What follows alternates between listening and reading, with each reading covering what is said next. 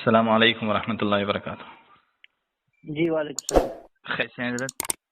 جی حضرت میں دہلی مصطفی آباد عمر مسجد سے بات کر رہا ہوں حضرت۔ جی اچھا حضرت، مجھے مسئلہ معلوم کرنا تھا، لوگ دارالعلوم کی آواز کو بھی سننا چاہ رہے ہیں کہ کل جمعے کے تعلق سے کیا کیا کرنا ہے ہمیں؟ جمعے کی نماز مسجد میں ادا کریں یا گھر پہ بھی نماز ادا کر سکتے ہیں؟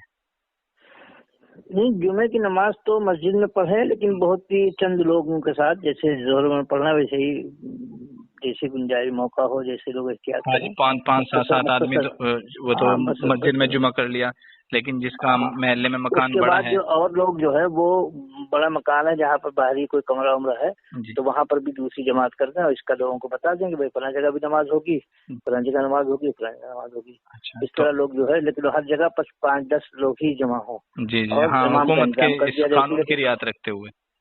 ہاں، پھر جی احتیاط بھی ہے، قانون بھی ہے، دونوں چیز ہے جی تو۔ جی اور باقی جو لوگ نہ پڑھ سکیں تو اس کے لیے پریشان نہ ہو، ظہر کی نماز اکیلے پڑھ لیں، ظہر کی نماز کی جماعت نہیں ہوگی، اکیلے ہوگی۔